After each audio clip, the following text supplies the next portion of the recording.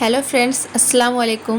তো আমি আজকে 6 থেকে 1.5 বছরের বাচ্চাদের জন্য হোমমেড সেরেল্যাক তৈরি করে আপনাদেরকে দেখাবো। তো দোকানে সেরেল্যাক না কিনে বাড়িতে থাকা কিছু উপকরণ দিয়েই খুব সুন্দরভাবে কিন্তু এই সেরেল্যাকটা বানানো যায়। তো চলুন ভিডিওটা শুরু করা যাক। তো ফার্স্টে আমি আপনাদেরকে বলে দিই আমি এখানে কি নিয়েছি। আমি এখানে নিয়েছিলাম চাল, মুগের ডাল, কাঠবাদাম আর নিয়েছিলাম গম। সবগুলোই আমি এই কাপের মাপ করে আধা কাপ করে নিয়েছি। তো কাঠবাদামটা শেষে আমার মনে হলো যে একটু খুব বেশি হয়ে গেছে, ওই জন্য কাঠবাদামটা আমি আবার অনেকটাই উঠিয়ে রেখেছি।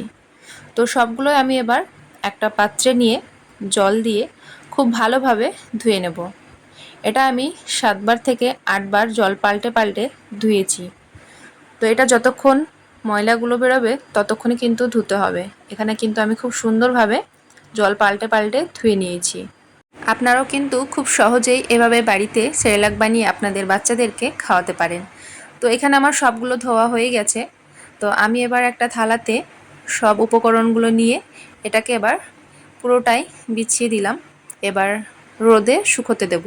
এখন তো প্রচণ্ড রোদ, খুব সুন্দরভাবে তাড়াতাড়ি শুকিয়ে যাবে। আমি মোটামুটি 1 থেকে 1.5 ঘন্টা মতো শুকিয়ে নিয়েছি। তো এখানে দেখতে পাচ্ছেন আমার খুব সুন্দরভাবে শুকিয়ে গেছে। মনে হচ্ছে যে আর শুকনো খোলায় না ভাজলেও হবে। তো যাই হোক, এখানে আমি কড়াইটা হালকা গরম করে নিয়েছিলাম। তারপর সবগুলো দিয়ে এখানে কিন্তু গ্যাসের ফ্লেমটা আপনারা একদমই কম করে দেবেন। কম করে দিয়ে অনবরত এটাকে নাড়তে হবে, না হলে কিন্তু পুড়ে যাওয়ার সম্ভাবনা থাকে। তো আমি এটাকে খুব ভালোভাবে ভেজে নিয়েছি। এটার হালকা কালারটা যখন ধরবে তখনই কিন্তু সঙ্গে সঙ্গে গ্যাসটাকে অফ করে দেবেন। তখনই বুঝবেন যে এটা ভাজা হয়ে গেছে। তো এখানে আপনারা দেখতে পাচ্ছেন যে কালারটা অনেকটাই ডিপ, কিন্তু এটা ক্যামেরাতে লাগছে কালারটা ডিপ না। এই যে আপনারা এখানে দেখতে পাচ্ছেন আমার খুব সুন্দরভাবে ভাজা হয়ে গেছে। এবার এটাকে আমি ঠান্ডা করতে দেব। তারপর এটাকে মিক্সার গ্রাইন্ডে একটা ফাইন পাউডার বানিয়ে নেব। এখানে আমার ঠান্ডা হয়ে গেছে। তো এবার আমি মিক্সার জারে দিয়ে এটাকে সুন্দর একটা পাউডার তৈরি করে নেব। তো আমি এখানে অর্ধেক দিচ্ছি, পুরোটা একসঙ্গে দিলে খুব ভালো একটা হবে না। ওই জন্য আমি এটাকে দুবারেই পাউডার বানাবো। তো ফার্স্টে আমি এটুকুই করে নিলাম। এখানে আপনারা দেখতে পাচ্ছেন খুব সুন্দরভাবেই হচ্ছে। একটু দানা দানা আছে, ওই জন্য আমি আরেকবার চালিয়ে নিলাম। তারপর খুব সুন্দরভাবে কিন্তু পাউডারটা হয়ে গেছে। তো এটাকে আমি এবার ঢেলে নেব। আপনারা দেখেন, আপনাদেরকে আমি কাছ থেকে দেখাচ্ছি, খুব সুন্দর একটা পাউডার হয়ে গেছে, স্মুথ। তো এটাকে আমি ঢেলে রেখে আবার একই প্রসেসে বাকিটুকু গ্রাইন্ডে ঢেলে সুন্দর একটা পাউডার বানিয়ে নেব। তো এখানে দেখতে পাচ্ছেন আমার পুরোটাই পাউডার বানানো হয়ে গেছে। এবার আমি এটাকেও ঠান্ডা করতে দেব। ঠান্ডা করার পর একটা টাইট কন্টেনারে রেখে দেব। এটা আপনারা খুব বেশি দিন রাখতে যাবেন না, 10 থেকে 15 দিন রাখলে খুব ভালো হয়। তো আমি প্রথমে অল্প করেই বানিয়েছি, আপনারাও অল্প করেই বানাবেন।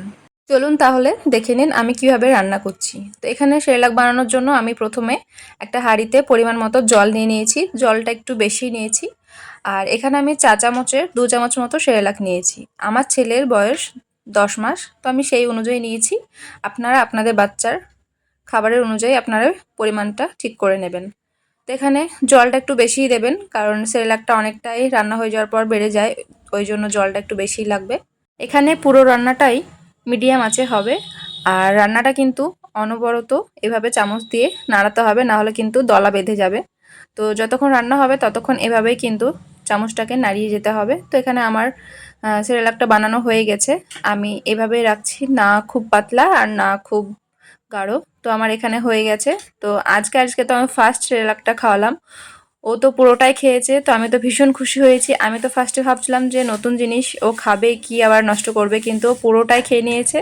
তো আমি খুব স্যাটিসফাইড। তো আপনারাও চাইলে এভাবে আপনাদের বাচ্চাদেরকে বানিয়ে খাওয়াতে পারেন। এখানে আমি চেলে নিতে ভুলে গেছিলাম। যাই হোক, এটা পাউডারটা বানানোর পর কিন্তু আপনারা একবার চালনিতে চেলে নেবেন। তো এখানে আমি একটা কৌটোতে স্টোর করে রাখছি। এটা ন্যানপ্রোর একটা কৌটো, এখানে আমি স্টোর করে রাখবো। তো দেখলেন তো খুব সহজেই এভাবে বাড়িতে হোমমেড সেরেলাক বানানো যায়। তো আমার ভিডিওটি কেমন লাগলো সেটি কিন্তু অবশ্যই কমেন্ট সেকশনে কমেন্ট করে জানাবেন। যদি ভালো লেগে থাকে তাহলে অবশ্যই লাইক করে দেবেন আর আমার চ্যানেলটিকে সাবস্ক্রাইব করে দেবেন। আজকের মতো এটুকুই, ধন্যবাদ।